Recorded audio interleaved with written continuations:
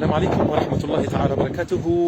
لمن هو مصاب بالسكري النوع الثاني ويبحث عن الحل وحاب يدرك نفسه قبل ما ينتقل أنه يولي يستعمل الأنسولين، معنا أستاذنا راح يحدثنا على كيفاش هو مصاب وكيفاش بحث عن الحل وشي النتائج. مرحبا بك أستاذ.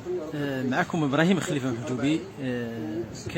كنت أعاني من داء السكري النوع الثاني حوالي 2018، وكنت أتناول دواء. تعرفوا أصحاب داء السكري الحالة النفسية اللي يكونوا فيها، يعني حالة نفسية ومنحطة جدا، إلى 2022 حيث تعرفت على برنامج من أحد الأصدقاء. هذا البرنامج يعني سهل وبسيط. جربت هذا البرنامج الصحي حوالي 3 أشهر. بعد 3 أشهر لم أتناول ولا حب الدواء، وتشافيت تماما من هذا الداء والحمد لله. والآن عندي 11 شهر تقريبا لم أتناول ولا حب الدواء، ولله الحمد والمنة. وبعدما كنت يعني قبل التمر والعنب والتين كنت ناكل حبة حبة، دروك ناكل يعني بكل أريحية والحمد لله. ولما تقيس السكر تلقاه باذن الله منظم ان شاء الله. السكر منظم. المره الثانيه برقص السكر التراكمي لقيته 5.6. روعه روعه ما شاء الله.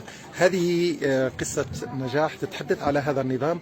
اي شخص راهو يعاني من السكري، وكاين الالاف ان لم يكن الملايين، نصف بس الشعب الجزائري عندنا راه مصاب بالسكري ويبحث على حل بديل، حل بنظام يكون مجرب وعليه نتائج. يتواصل معايا عبر الواتساب في البايو في الاعلى، وراح نساعده باذن الله، وربي يوفق الجميع ان شاء الله.